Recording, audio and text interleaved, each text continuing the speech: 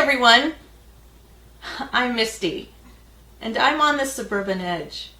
That's the place between the country and the city where we can learn modern homesteading skills together. Last time I tried to pressure can black beans for the very first time, and things got a little hectic. First, my version of the Ball Blue Book of canning did me dirty. It told me I needed to have 2.5 pounds of beans per quart. Remember? And I'm taking this out of the Ball Blue Book of Canning, and it says 2.25 pounds of dried beans per quart. I didn't initially catch that, but that was wrong. Really wrong. And I knew it was wrong. Remember when I said this? That pound of dry beans will make about the equivalent of 3 cans. I don't know if it was chemo brain or newbie brain, but I ended up with 8 pounds of soaked black beans that I had to deal with when I initially only wanted to can 7 pints. I canned in my Presto digital canner for an additional 3 rounds. I didn't put 2 and 2 together until I ended up with 8 quarts and 13 pints of canned black beans. That's a lot more than my initial goal. After realizing that I had been had by my version of the Ball Blue Book, I started to look around the internet. Why didn't I do that before? What did I learn? Do some more research before you start. Don't trust one single source like I did. The USDA Safe Canning Guidelines state you should soak the beans overnight first or do a quick soak. Then put fresh water on the beans and boil them for another 30 minutes, and then put them in your canner. In the instance of pints, for an additional 75 minutes at pressure, or if it's a quart, it's 90 minutes at pressure. Try to follow the current guidelines, but I feel like these beans came out way too mushy. They're overcooked. They're still usable, but not for my needs. I wanted to have canned beans on my shelf ready to go for soups or salads. And this didn't really do what I wanted it to do. I'm going to use these. I plan to use them for hummus, refried beans.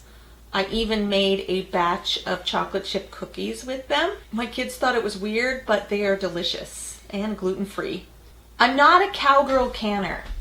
I'll admit that I do sometimes not follow the current USDA safe canning guidelines. I'm not recommending that you go rogue, but there are some areas where I do things the old way. This particular method, as recommended by the USDA and by my pressure canner and by the Ball Blue Book and many other internet search-worthy canning gurus, will tell you to do it exactly the way I did it. But I'm very unhappy with the results. In the future, I'm not sure I'm going to cook the life out of my beans before I can them. I still want to can some beans, and I've been looking for a solution to my particular problem. I'm open to suggestions. If you have a method of canning beans that might work for me, that I might use, pop it down in the comment section below. In the next segment, I'll show you how I'm going to turn these unfortunately mushy black beans into delicious and savory refried black beans. I'm already halfway there. Now I'm ready to make some refried beans from my jars of canned black beans. I decided to liberate my pint jars because more of those were used, and I need these if I'm going to retry canning black beans. I have 6 pints here. I'm going to make a huge batch, use some for a big project, and freeze the rest for later. Right now, I'm going to show you the ingredients I've chosen to put into my refried beans, and I want to show you how easy it is to just cook. You don't always need a recipe to follow. Recipes are a guideline. They're not the rule. I personally have some fresh minced garlic, but what I found in my freezer is some garlic that I had I had cut too much and I put a tablespoon in oil in my freezer, so I'm going to use that up. I have some onion in my freezer that I chopped too much and put in the freezer. Gonna put that in. And I have also some more fresh diced onion. I have some diced jalapeno that I thought was going bad, so I put it in the freezer. It's in a baggie here. And I also have this handy dandy can of diced jalapenos because I have that. I'm going to use my homemade chili powder and some more cumin, salt, and pepper. After I get the refried beans cooked down, I will taste and adjust seasonings as needed. You can make it as spicy or as mild as you want. This can be something that you make yours. Take notes and you can maybe be famous for your black bean refried beans. But I just want to show you how easy it is to just go for it. Don't be afraid to experiment with flavors that you like. It's really simple. So let's go to the stove and I'll show you what I'm going to do. I've liberated the beans from their jars and given them a quick rinse. At this point, if you don't have an immersion blender, you should smash them. I'm not smashing mine. I plan on cooking this and then hitting this pot with an immersion blender. First thing you want to do, about medium-high heat, we're going to put some oil in the bottom and just get that going. Maybe a little more oil. There's a lot of volume. It starts to shimmer. You can put in your onions.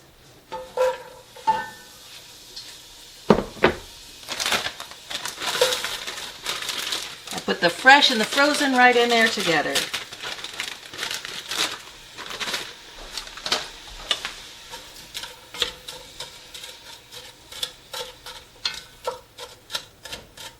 Okay, once those get going, you're going to put in your spices to whatever level you like. You want to sweat your spices. It will really deepen the flavor, and those black beans, as you recall, are not seasoned.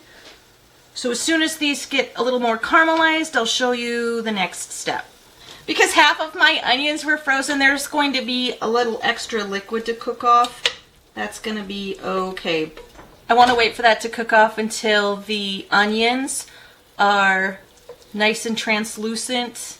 At this point though, I do want to throw in my frozen jalapenos for the same liquid reasons. So onions and peppers can cook together.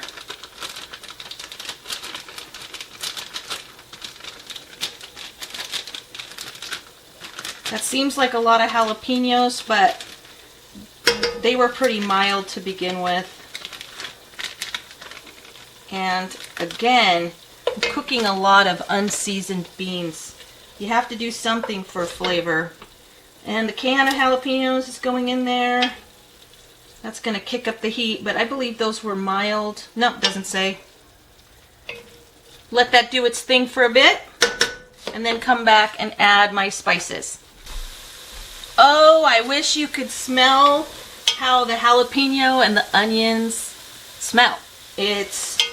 I wish you could smell this. It smells great. So while I was talking to you, my little cube of garlic and olive oil melted, so I had to sacrifice my plastic bag, and now is the time to add your garlic and other spices. You don't want to cook the garlic longer than about 30 seconds because it starts to get bitter.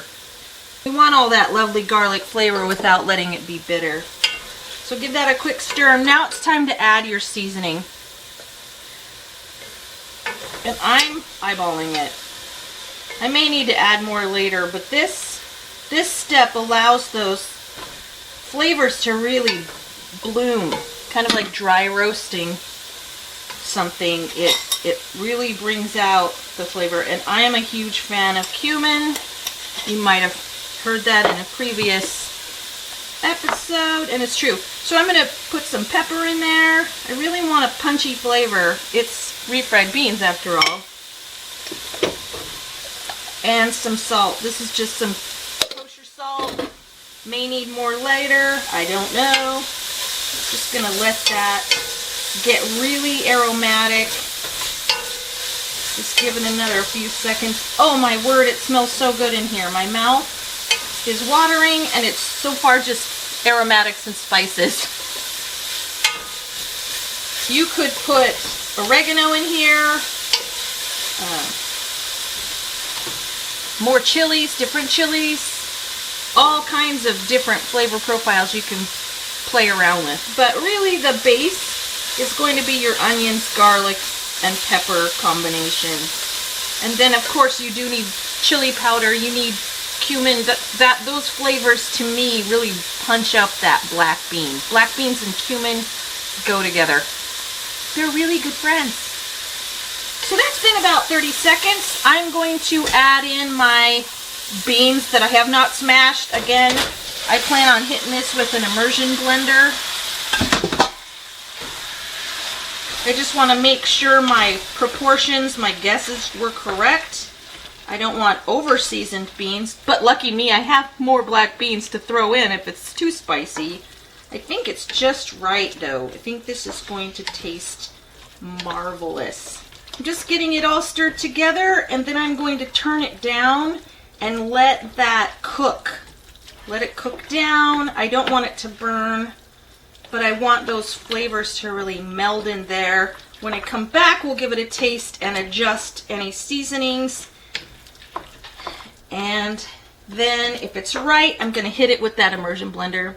Pretty much refried beans. It'll need to cook a little bit longer though. It's been simmering for a while on a very low heat while I do the dishes. And if you're looking to cook on a budget, a really healthy food, you can't go wrong with beans. It is inexpensive, high in fiber, a great source of protein, and so versatile. You can do a lot of things with beans, and I'm probably going to show you many ideas because, well, I cook a lot with beans. They're a great way to stay on a food budget. I'm going to give this a taste.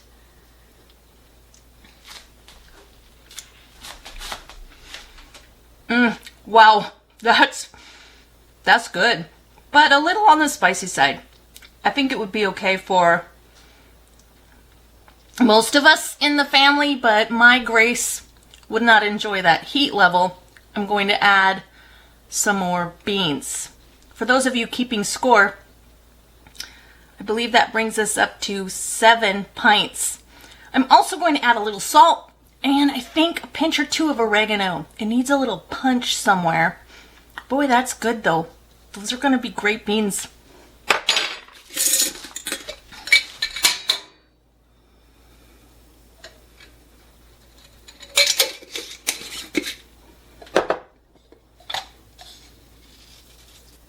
I remembered that I had a jar in the fridge that didn't seal, and that's perfect because I need a little more bean to counteract the spiciness. I guess I was a little overzealous on the jalapeno. That'll teach me. I'm not going to even rinse it. I'm just going to dump it in. I canned these. They're fine.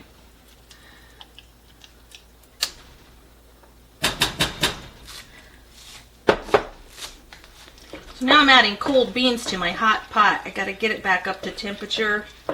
And then I think I'm going to hit it with the immersion blender and give it another taste and see what I might need to do if it's too spicy for my Gracie. Still has great flavor though. Okay, be right back. Hey, so this is Mark, the guy I keep talking about. He's going to be my official taste tester, and I'm going to go get a spoonful of these almost refried beans for him to let me know if he thinks Grace can handle the heat factor. I'm the guinea pig, but I enjoy it because she's a great cook.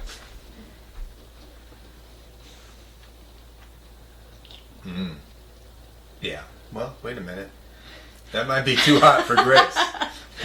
I started out with 6 pints of the beans that I canned, I added a jar that didn't seal, and then I added 2 more jars. How many more do you think I should add? Look, that was great, but I'm not sure she can deal with that. Well, and that's the thing. I want to make it kid friendly. So, folks, I'm up to, that was 9. We're going to add 2 more. Hopefully the pot can handle it. That would probably do it. 2 more, do you think? I don't know. Do you guys hear our other child, Phoebe, barking in the background? Yep, somebody must be here. Been going for a while. I'm going to hit it with the immersion blender. Because we have 11 pints of canned beans in here, it's pretty full. I've got the camera back a little bit, and gonna go for it.